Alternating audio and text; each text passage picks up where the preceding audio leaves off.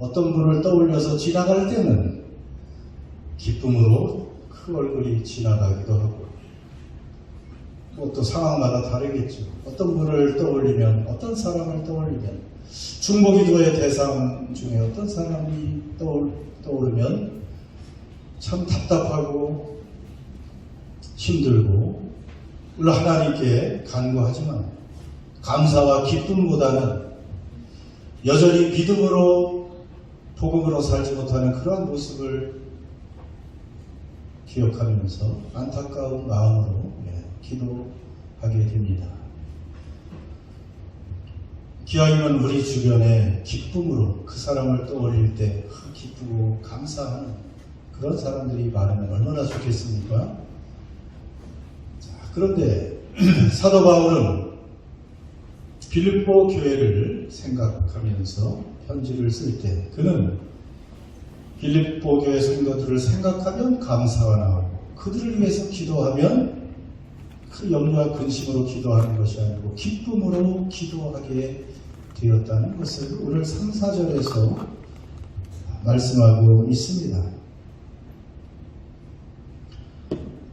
바울도 마찬가지였습니다. 바울이 여러 서신을 썼다고 그랬잖아요. 최소한 13개 편지를 썼고, 예를 들어서 갈라디아, 고린도 교회 이런 곳에 편지를 쓸 때는 감사와 기쁨으로 편지를 쓰지는 못했습니다.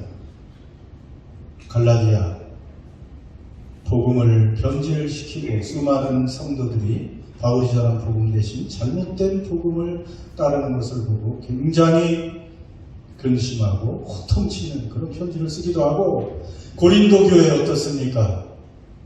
거기는 그냥 쪽파처럼 몇 파로 분열돼서 교회가 4개로 쪼개져서 나는 바울파, 나는 베드로파, 나는 아볼로파, 나는 예수파 이러면서 서로 분열되어서 싸우고 있던 그러한 안타까운 교회를 볼 때 바울이 어떻게 이러한 감사와 기쁨의 편지와 또 기도를 드릴 수 있겠습니까?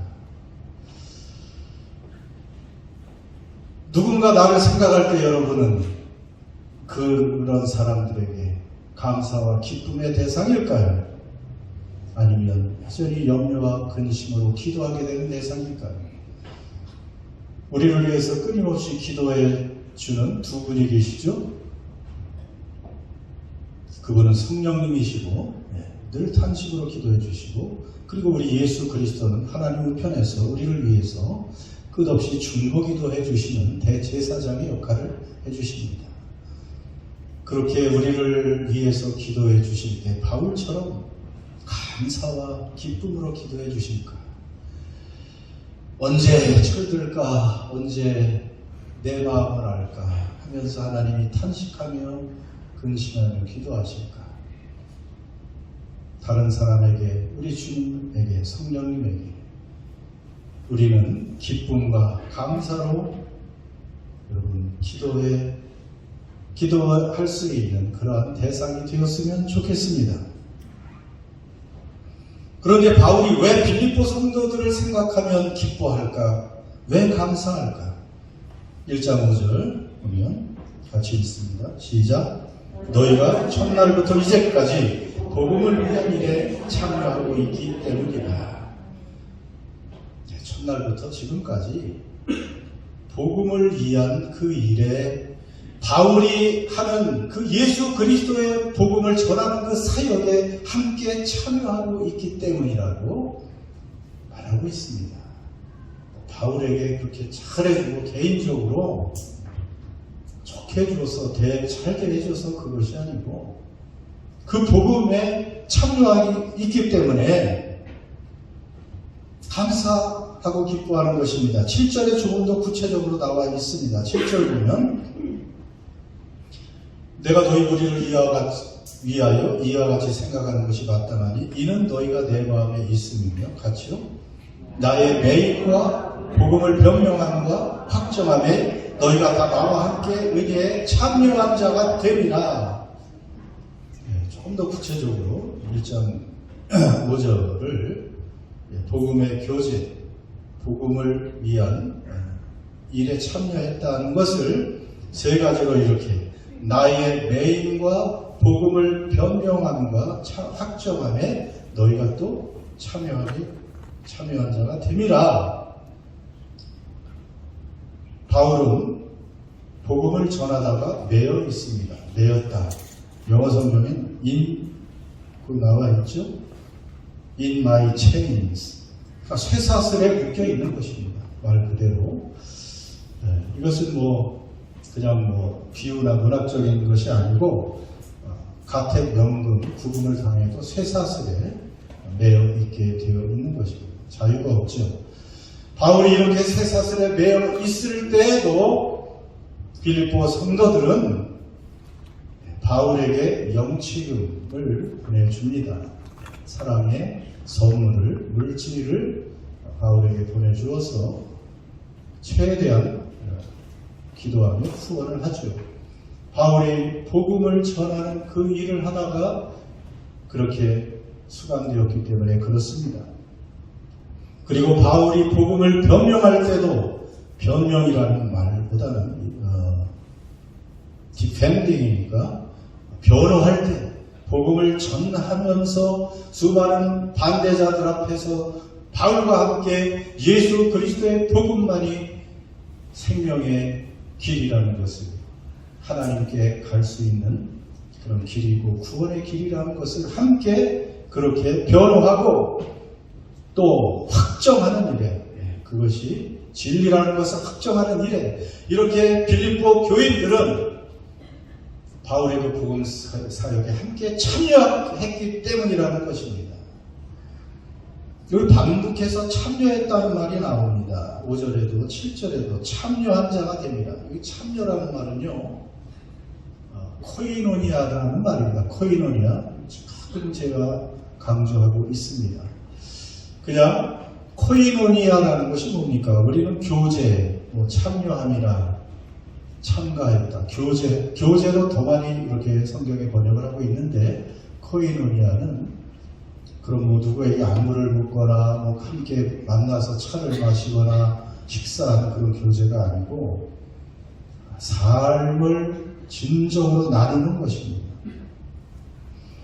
내가 가진 모든 것을 함께 나누는 것이 코이노니아고, 그게 진정한 교제고 또 참여입니다. 우리가 가진 모든 시간, 재능, 물질, 생명까지 나누는 것이 코이노니아예요. 코이노니아. 그래서 우리 교회 비전 중에 두 번째가 생명을 나누는 코이노니아가 있는 교회. 그것이 비전입니다. 그냥 우리가 모여서 대충 알고 안부나 묻고 지나가는 그러한 관계가 아니고, 교회는 진정한 사귈교자를 그래서 쓰는 것이 중요하다고 그랬잖아요. 모여서 사귀는 코이노니아 공동체가 바로 교회인데, 그 교회는 우리의 진정한 삶을 나누는데 무엇을 나눈다고요? 우리가 가진 시간, 달란트, 물질, 생명. 생명까지 나눈다면 뭐는 못 나누겠습니까? 우리 교회가 점점 그렇게 되고 있는데, 이런 교회, 성령 안에서 그것이 가능한 그런 코이노니아가 살아있는 교회. 그게 진짜 교제입니다. 그래서 성부, 성자, 성령의 교통하시는 성령의 코이노니아가 있는 교회. 그래서 그것까지 되지 않으면 교회가 아닙니다. 그러니까 아주 큰 교회들은, 대형 교회들은 그런 코이노니아, 가족 공동체의 그런 모습이 있기가 어렵습니다. 물론 구역이나 순을 이렇게 막 쪼개서 그걸 하려고 노력을 하지만 쉽지는 않죠. 그래서 이 생명까지 나누는, 누군가 심장이 하나가 부족하다. 그럼 어떻게 해야 되겠어요? 우리가 나눠줘야 되죠. 아무튼 최소한 이렇게까지 우리가 생명까지 나누는 진정한 것이 코이노니아고 참여입니다. 성경에서 교제다, 참여다 이런 말이 나오면 바로 이런 것이죠. 그래서 빌립보 교회를 위해서 바울이 생각할 때마다 기도할 때마다 감사하고 기뻐했던 이유는 빌립보 성도들이 바울의 그 전도 복음 사역에, 그 소중한 사역에 빌립보 교인들이 참여했고 코이노니아 해 주었는데 그들의 물질과 정성과 사랑과 그들의 온 힘을 바쳐서 그렇게 바울과 함께 복음을 전파하고 선교하는데 힘썼다는 것입니다. 그래서 바울이 그것 때문에 기뻐하고 있는 것입니다. 바울의 사역의, 바울의 삶의 목표는 바로 예수 그리스도의 이름, 그 복음을 전파하는 것입니다. 그것이 바울의 삶의 최고의 목표였죠. 우리 믿는 사람들도 여러분 그 삶을 위해서 살아가야 될 사람들입니다. 빌립보 성도들만 그렇게 살아가야 되는 것이 아니고요. 예수님의 그 사람들은 그리스도인들, 작은 예수라고 하지 않습니까? 작은 예수는 예수님의 그 소원과 그 꿈과 비전을 따라서 살아야 되는 것이죠. 여러분, 인류 최초의 선교사가 누구시겠어요? 인류 최초의 선교사가 누굽니까? 누구예요? 최초의 선교사. 오, 예. 훌륭한 대답이 나왔습니다. 예수님입니다. 최초의 선교사를 예수님으로 보는 게 맞죠. 예. 죄에 빠져 죽어가고 죽어 있는 그 사람들을 구원하기 위해서 하늘 보좌를 버리고 이 땅에 오셔서 또 친히 구원의 그 시스템을 완전히 다 만들어 놓으셔서 그의 피로 누구든지 예수를 믿으면 구원을 얻게 하는 이 복음을 가지고 하나님 나라의 그 소식을 가지고 우리 예수께서 이 땅에 오셨고 예수님은 그 복음을 위해서 사셨고요. 예수님은 한 영혼이라도 그 앞에 나오는 것을 기뻐하시는 그 예수님. 그 예수님의 그 열정과 비전과 소원 때문에 사도 바울도 그 열정으로 복음 전파에 힘을 썼고 그리고 그 복음을 받아들이고 그 복음을 이해하고 그 복음 선포에 참여하는 코이노니아하는 빌립보 교인들이 되었고 바울은 그 교인들을 생각할 때마다 기쁨과 감사로 기도했던 것입니다. 그래서 우리의 개인의 목표도 그리고 우리 교회의 목표도 이렇게 빌립보 성도처럼 어떻게 하면 그리스도를 통해서 하나님 나라가 선포될까 하는 이곳에 포커스를 맞춰서 나가야 될 것이고 우리가 코이노니아로 그 공동체로 하나가 된 이유도 바로 주님의 몸이 돼서 주님의 그 비전과 뜻을 성취하는 것이 되어야 될 줄 믿습니다. 바울의 감사에는 참 차원이 다릅니다. 여러분 빌립보 교회가 이렇게 바울의 그 사역을 이해하고 정말 코이노니아 했던 그런 교회였지만 사실 온전한 교회가 아니었습니다. 아무런 문제가 없는 교회가 아니었습니다. 빌립보 교회도 사실은 문제가 있습니다. 왜 죄인이 모이는 곳에 문제가 없겠어요? 빌립보서 4장 2절에 나중에도 보겠지만 이런 말씀이 있습니다. 같이 시작. 내가 유오디아를 권하고 22개를 권하노니 주 안에서 같은 마음을 품으라. 그러니까 유오디아라는 여인, 22개라는 여인, 이 두 사람이 어떤 상태에 있습니까? 갈등 관계에 있는 것입니다. 분리되어 있습니다. 빌립보 교회는 누구로 시작됐습니까? 바울이 최초의 교인이 된 유럽 최초의 교인 누구라고요? 루디아. 여인이죠. 여인인데 자주 옷감 사업을 하는 이 여인으로 시작된 빌립보 교회. 남성의 입김이 강하겠어요? 여성의 입김이 강하겠어요? 그래서 아마 이 여성들의 입김이 셌는지 끝까지 유오디아 순두계, 아마 제1여성교회 회장, 제2여성교회 회장이 서로 대립을 하면서 싸우고 있는지도 모르겠습니다. 그 삐걱대고 화합하지 못하고 다툼이 있는 그런 교회, 그러므로 바울은 권하고, 그럼에도 불구하고 바울은 빌립보 교회를 생각할 때 감사하고 있습니다. 계속해서 갈등 관계로 가지 않을 거라는 것을 알기 때문에 그래요. 완전히 분열되고 파괴되지 않을 거라는 것을 알기 때문에 그 교회를 잘 알면서도 감사하고 있습니다. 감사합니다. 여러분, 이 감사라는 말은 한번 보세요. 제가 그 다음 프로젝트에 보면 감사하다는 말은 유카리스테오라는 그 그리스에서 나왔습니다. 유카리스테오는 유라는 접두어와 그 다음에 카리스라는 그 단어가 합쳐진 거예요. 카리스가 뭐예요? 지난주에 배웠죠? 카리스는 무슨 뜻이라고 했어요? 은혜예요. 여러분, 헬라어도 여러분이 아시는 것입니다. 카리스 정도는 아셔야죠. 그 다음에 기쁨은 뭐라고 그랬어요? 기쁨. 카라, 그렇죠.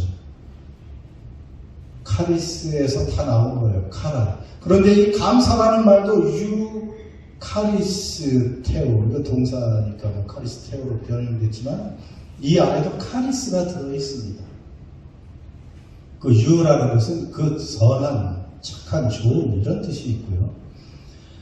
그렇기 때문에 감사는 은혜를 아는 사람이 그 은혜를, 하나님의 그 선한 은혜를 기뻐하고 감사하는 것, 그것이 감사예요.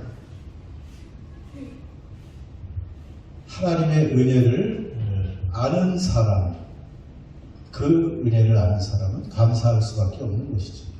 그러니까 바울이 빌립보 교회가 비록 복음에 열심히 참여하고 있었다고 해도 이렇게 또 분열이 있고 문제가 있음에도 불구하고 바울은 감사하는데 또 다른 차원에서 감사하는 거예요.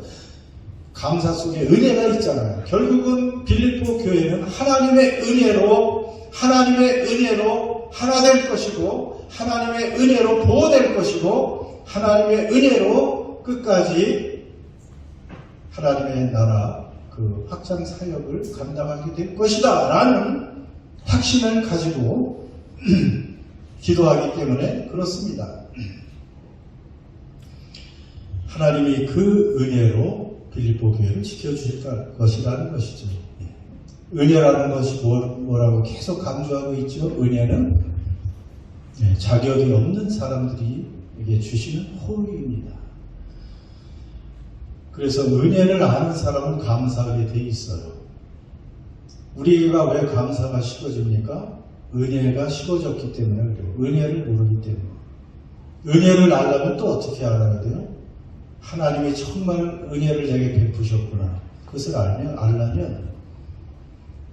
하나님이 없는 나, 예수가 없다면, 예수 그리스도의 내 대신에 그 희생이 없다면 내가 얼마나 비참한 존재가 되고, 얼마나 불쌍한 존재고, 얼마나 절망적인 존재고, 얼마나 무섭고 끔찍한 실존인가를 나라는 것을 깨달은 사람만이 그 하나님의 은혜를 알게 되는 거예요.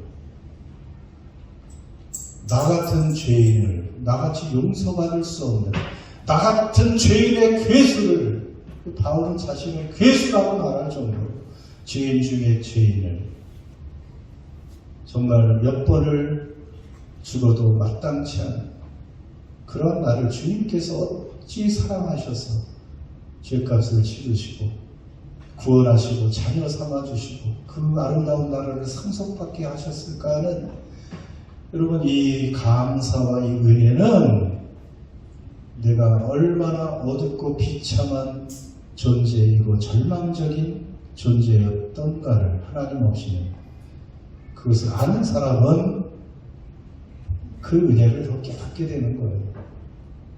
복음을 깊이 이해할수록 그 하나님의 은혜가 절절히 내게 다가오게 되고, 그 은혜 속에는, 이 카리스 속에는 이 유카리스테오라는 이 감사도 나오고 카라라는 기쁨도 나오고, 그래서 이게 어원이 다 같아요. 이 카리스 은혜 속에 카라 기쁨도 있고 유카리스테오 이 감사도 있고, 그 성만찬이 유카리스테오예요. 유카리스트 영어로 여기서 다 나온 것입니다. 하나님이 우리에게 주신 그 성찬, 하나님 그 은혜, 그 몸과 피를 나눠주시는 것도. 그래서 우리 신앙과 구원의 주체가 누굽니까? 누가 이 구원과 이 복음을 시작한 거예요? 누가 시작했어요? 내가 시작했습니까? 하나님이 하신 것입니다. 그래서 바울은 감사할 수 있는 거예요. 자, 6절 보세요. 그래서 또 이런 고백을 바울이 하고 있지 않습니까? 시작.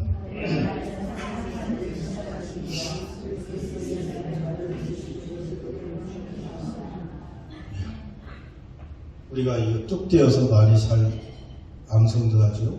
너희 안에서 착한 일을 시작하시니가 그리스도의 예수의 날까지 완성하실 줄을, 이루실 줄을 우리는 확신하노라. 그래서 우리 안에 또 빌립보 교회 안에 선한 일이 뭐겠어요?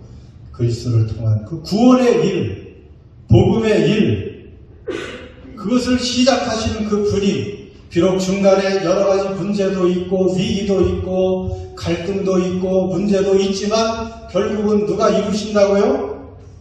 예수 그리스도께서 또는 하나님께서 그 전능하신 능력으로 그 사랑으로 이루신다는 것입니다. 그러니까 여러분은 끝까지 구원 받을까요? 못 받을까요?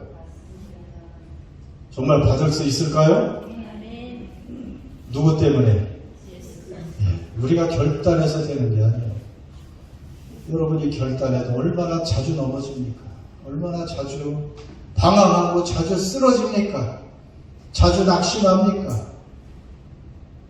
그런데 누가 붙드신다고요? 주님이 붙들어 주시고 결국 구원을 컴플리트 해주시고 완성해 주신다는 것입니다. 그러면서 여기서 너희 안에 착한 일을 시작하시니까 그리스도 예수의 날까지 이루실 줄을 확신하노라. 그리스도 예수의 날. 저는 이 말씀이 참 오늘 많이 이 설교를 준비하다가 이 말이 또다시 제게 꽂힌 어떤 그런 말씀인데, 바울은 늘 어디를 바라보고 살았을까요? 지금 제가 얘기한 어떤 날? 그리스도 예수의 날. 그리스도 예수의 날. 그 날이 언제입니까? 구약에도 수백 번 나오고, 수천 번 너무 강조한 거고, 수백 번 나오고, 이 주님의 날이라는 뜻이에요. 주님의 날은 심판의 날이고 세상 끝날입니다.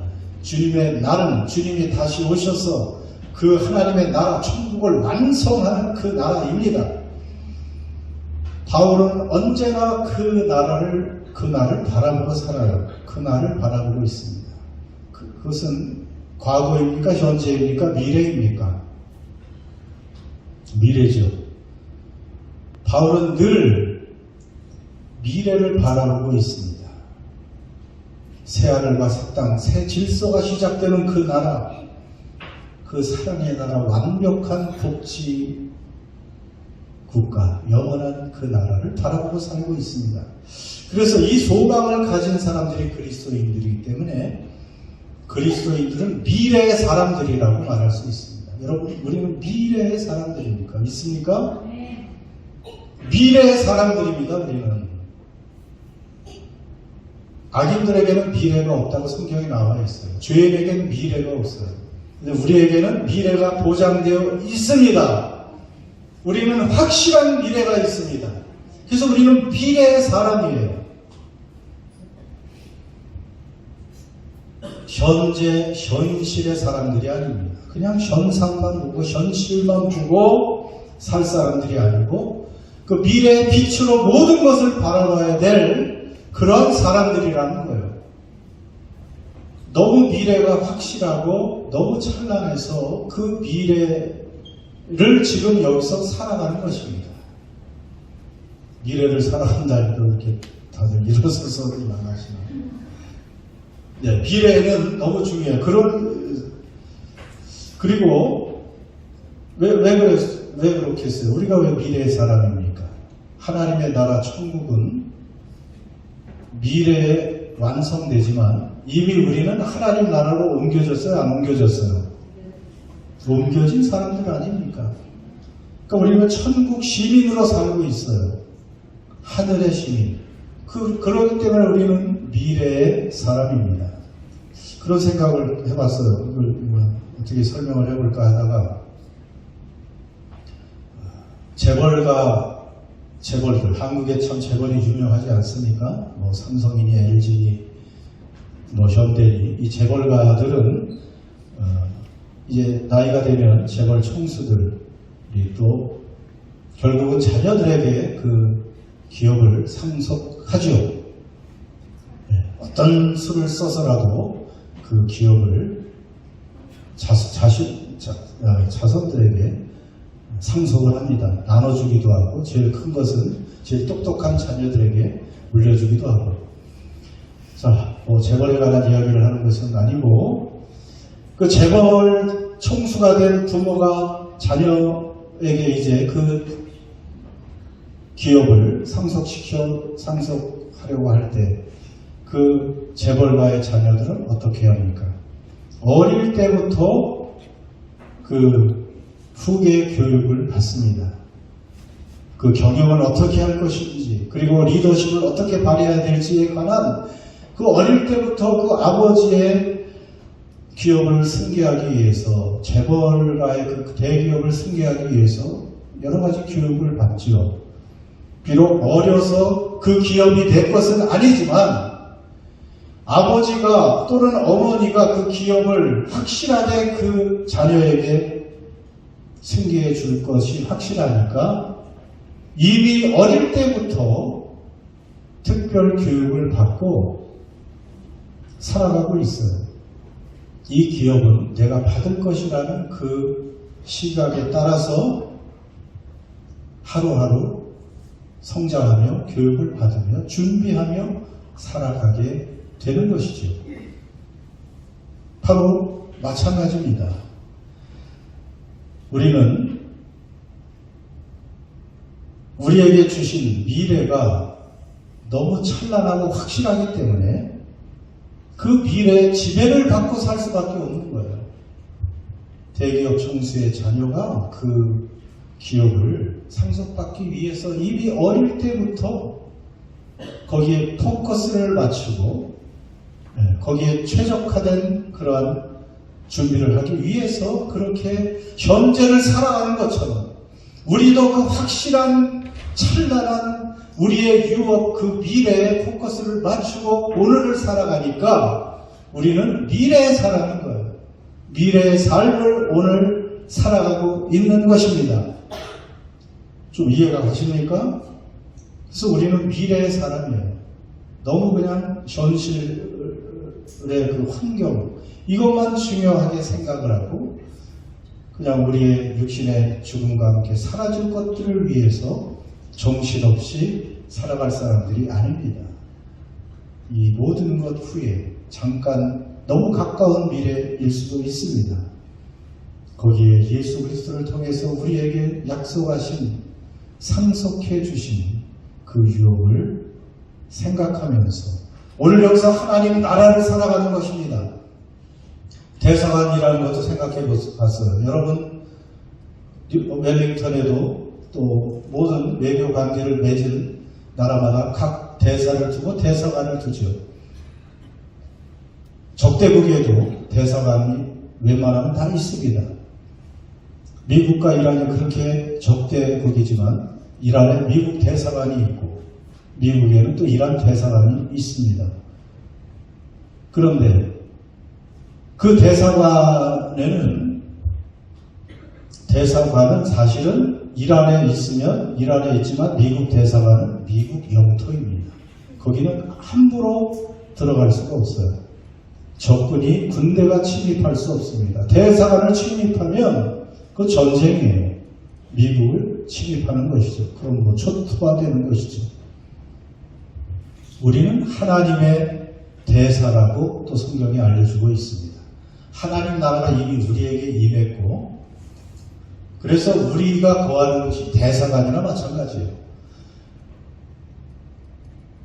그런 차원에서 우리는 하나님 나라를 살아가고 있고, 그리고 절대 왕권이신 우리 하나님께서 최고의 선진국인 강대국인 하나님 나라의 대사관이고 대사 같은 우리들을 함부로 우리를 누구도 침입하거나 해칠 수가 없습니다. 하나님의 이름으로, 예수의 이름으로 우리를 지켜주시기 때문입니다. 그것처럼 또 이 예화도 드린 것은 우리는 이미 하나님 나라로 옮겨졌고 하나님 나라의 시민으로 하나님의 그 대사가 돼서 하나님 나라의 보호를 받으며 이 땅에서 이미 미래의 삶을 살고 있는 사람들이라는 것입니다. 그러니까 너무 현실만 바라보지 마세요. 미래를 볼 줄 알아야 돼요. 그 찬란한 미래를, 그 미래의 시선으로 또 현재 모든 것을 바라보고 해석할 수 있어야 됩니다. 그것이 지혜로운 사람들이죠. 그래서 바울은 빌립보 교회가 비록 현재는 연약하지만 여러 가지 문제가 있지만 하나님께서 그 은혜로 지켜 보호해 줄 것이다 라는 것도 확신하면서 감사할 수 있는 것입니다. 자, 마지막으로 한 가지 더 9절에서 11절에 바울은 기도하는데 구체적으로 어떤 내용을 기도하고 있습니까? 한 번 더 읽습니다. 시작. 내가 기도하노라 너희 사랑을 지식과 모든 총명으로 점점 더 풍성하게 하사 너희로 지극히 선한 것을 분별하며 또 진실하여 허물 없이 그리스도의 날까지 이루고 예수 그리스도로 말미암아 의의 열매가 가득하여 하나님의 영광과 찬송이 되기를 원하노라. 아멘. 기도가 많은 것 같은데 9절에 보면 제일 중요한 기도, 내가 기도하노라 하고 무엇을 위해 기도합니까? 그들의 사랑. 사랑이 어떻게 되도록? 지식과 총명을 통해서 어떻게 되도록? 풍성하게 되도록. 그러니까 그 핵심을 잘 받아요. 기도, 제일 먼저 중요한 기도. 사랑이 풍성해지도록. 제일 중요한 첫 번째 기도가 바로 빌립보 성도들을 향한 기도는 그들의 사랑이 더 풍성해지도록. 여러분, 뒤도 다 마찬가지예요. 그리고 11절도 예수 그리스도로 말미암아 의의 열매가 가득하여. 의의 열매. 결국 사람은 열매가 맺혀져야 되잖아요. 이 추상적인잖아요. 의의 열매가 뭐겠어요? 의의 열매. 물론 예수님께서 우리를 의롭다 해주셨는데 의롭게 된 우리가 계속 의로운 삶을 살다 보면 결국 맺는 열매는 뭘까요? 어떤 열매를 맺을까요? 성령의 열매. 성령의 열매는 뭐라고요? 제일 중요한 성령의 열매? 사랑. 그러니까 결국 사랑이에요. 사랑. 그냥 뭐 9절, 10절, 11절 복잡하게 생각할 것 없이 바울이 간절하게 빌립보 성도들을 향해서 우리들을 향해서 기도하고 바라는 것은 우리 안에 사랑이 점점 자라서 사랑의 열매가 있는 사람이 되라는 것입니다. 이것이 저의 기도 제목이고 우리들의 기도 제목이 돼요. 나이가 들수록 신앙생활을 오래 할수록 무엇이 자라야 돼요? 사랑이 커져야 돼요. 사랑이 쪼그라들면 안 되고 커지긴커녕 쪼그라드는 사람도 있어 보면 사랑이 커져야 되기를. 믿음의 크기는 제가 보기엔 사랑의 크기로 크기와 비례한다고 생각을 합니다. 뭐 믿음 난 믿음이 좋아. 사랑 없으면 뭐라고요? 꽹가리 소리 좋지 않아요? 꽝이지, 그냥 꽝이다 그러면. 사랑 없으면. 여러분, 그래서 결국은 하나님께서 우리를 보시고 카운트하시는 것, 우리를 보시고 인정하시는 그것은 결국 뭐라고요? 사랑인 거예요. 우리가 사랑의 사람인가? 어떤 사랑의 사람인가? 사랑의 사람으로 우리가 성장해 가야 됩니다. 오클랜드 제가 자주 말하잖아요. 어딜 가나 바다가 있습니다. 바다를 볼 때 섬을 보지 마시고 그 넓은 광활한 바다를 저 사람은 저래서 나는 안 돼, 못 받아줘.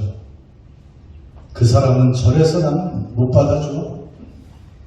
그렇게 하다 보면 받아줄 사람이 몇 사람이나 있어. 다 마음에 쏙 드는 사람은 세상에 없어요, 사실은.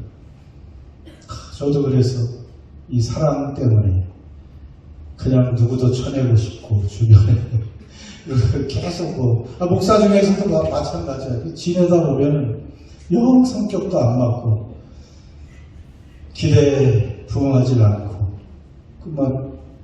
굳이 만나고 통화해야 되나 이러기도 하는데 이게 아니지. 마음에 안 드는 사람, 그것을 바다처럼 받아주고 다 품고 끄떡도 하지 않는 그것이 사랑인 거예요. 어렵게 생각할 거 없습니다.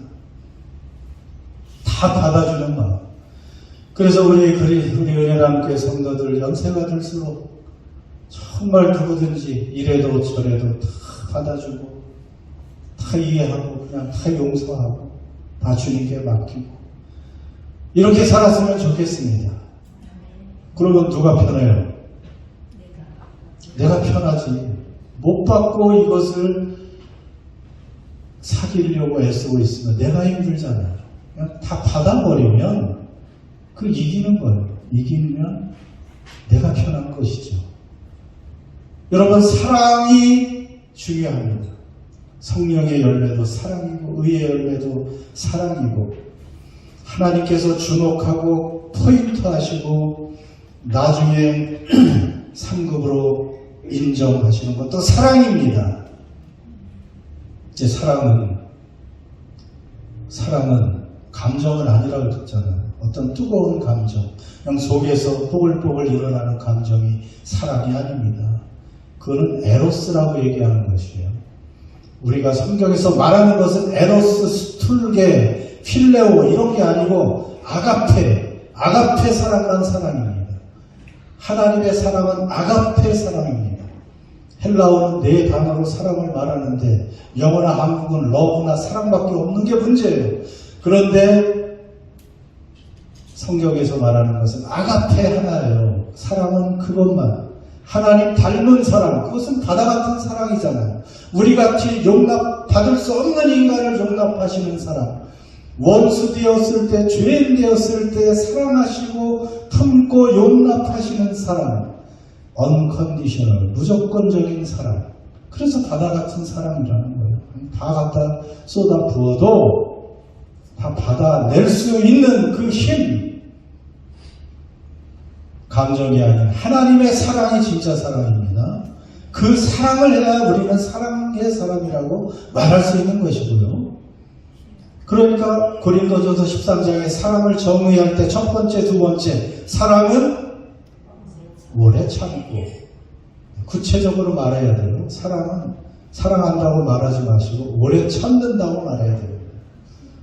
그냥 이를 악물고라도 참아야 돼요. 사랑은 오래 참고. 그 다음 사랑은 온유하면 사실 친절하면 영어 성경이 딱 카인드로 그냥 오래 참고 그래도 친절하게 대해주고 그것이 사랑입니다. 그것이 아가페입니다. 감정적인 그런 남녀의 사랑은 사실 사랑이 아니에요. 그 끝은 다 상처잖아요. 눈물의 씨앗일 뿐이고 그냥 진짜 사랑은 아가페. 이것은 비극으로 끝나지 않습니다. 결국은 아름다운 유종지기가 됩니다. 그리고 한 가지 더 그 사랑은 그래서 말과 혀로만 하지 않습니다.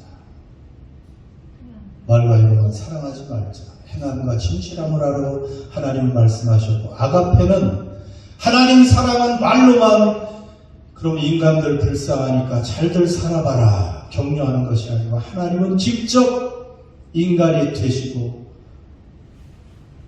친히 내 대신 저주와 형벌을 받는 그 사랑으로, 희생으로 보여주신 것이죠. 말과 혀로만 사랑하지 말고 행함과 진실함으로 하는 것이 사랑입니다. 아까 코이노니아보다 연결되는 거예요. 진정으로 누구를 사랑하면 그 사랑에 참여하는 것이고, 그 교제 속에는 우리의 가진 모든 것을 함께 나눌 수 있는 것이 진정한 사랑이죠. 시간과 물질까지 나누지 않으면 사랑이 아닙니다. 공허한 구호에 불과한 것이죠. 우리는 분명히 알아야 됩니다. 하나님은 우리가 사랑의 사람이 되기를 원하십니다.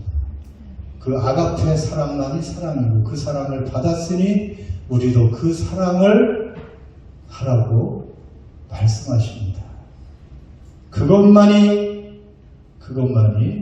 하나님이 셈하시고 하나님이 카운트하시고 인정하시는 것입니다. 저와 여러분, 이 사랑을 키워가실 수 있는, 그 사랑이 점점 풍성해지는 그러한 삶이 되시기를 바랍니다. 기도합시다.